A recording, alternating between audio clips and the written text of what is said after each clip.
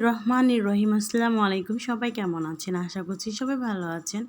চলে আসলাম মজাদার একটা সহজ ভর্তার রেসিপি নিয়ে। আজ আমি দেখাবো মিষ্টি কুমড়া শাকের সাথে সিম দিয়ে কীভাবে মজাদার একটা ভর্তা তৈরি করা যায়।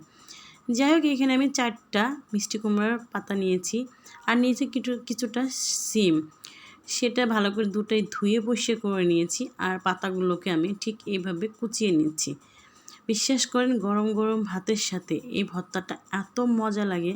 এই ভর্তাটা যেদিন বানাবে সেদিন অন্য কিছুতে ভাত খেতেই যাবেন না, এত টেস্টি হয় এই ভর্তাটা।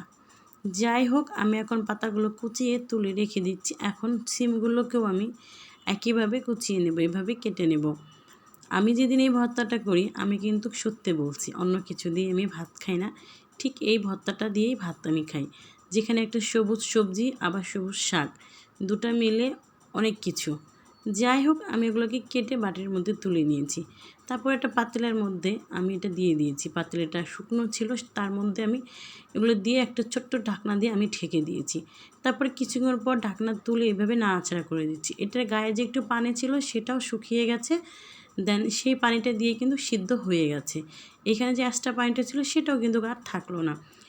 তারপর এখানে বারবার একটু নাড়াচাড়া করে আমি দেখিয়ে দিচ্ছিলাম।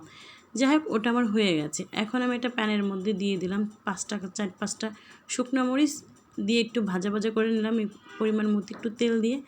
তারপর 4 টুকরো রসুন দিয়ে দিলাম, সেটাও একটু ভাজা ভাজা করে এক সাইড করে রেখে দিয়ে 2টা পেঁয়াজ বড় বড় টুকরো করে দিয়ে দিয়েছি এখানে। যাই হোক, এখন এটা ভাজা শেষ, তুলে নিলাম। আর যে বাকি তেলটা ছিল তার মধ্যেই আমি এই সবজি দিয়ে দিলাম, দিয়ে একটু ভেজে তুলে নিব। গায়ের যে একটু তেল তেল ভাব থাকবে, খেতেও কিন্তু ভালো লাগবে। যাই হোক, ওটা আমার ভাজা হয়ে গেল। এখন আমি পাটাতে চলে আসলাম। চাইলে ব্লেন্ডারও করতে পারেন, কিন্তু পাটার ভর্তা তো অসাধারণ টেস্ট আসে। যাই হোক, গ্রামের মানুষের মতোই করেই মাঝে মাঝে কিছু করতে হয়। গ্রামে কিন্তু মানুষ পাটা বেশি ইউজ করে। যাই হোক, এখন আমি সুন্দর করে এগুলোকে সব এক এক করে দিয়ে পরিমাণ মতো লবণ দিয়ে আমি বেটে নিচ্ছি। মিহি করে এটাকে বেটে নেব। বিচিটা, যে মরিচের যে বিচিটা থাকে, সেটা একটু আস্তে আস্তে থাকলে খেতে ভালো লাগবে। ওটা মিহি হয়ে গেছে। আমি এখন শাক আর এগুলো সিমগুলো এভাবে বেটে নিচ্ছি। বেটে দুটোই একসাথে করে মিক্স করে নিচ্ছি। কত সুন্দর একটা কালার চলে আসছে, সবুজ শাক, সবুজ এবং সবজি দিয়ে মজাদার একটা ভর্তা। যাই হোক, আমি মাখিয়ে আমি আরেকটা বাটা দিয়ে নেব, যাতে ভালো করে একটা গায়ের সাথে আরেকটা মিশে যায়।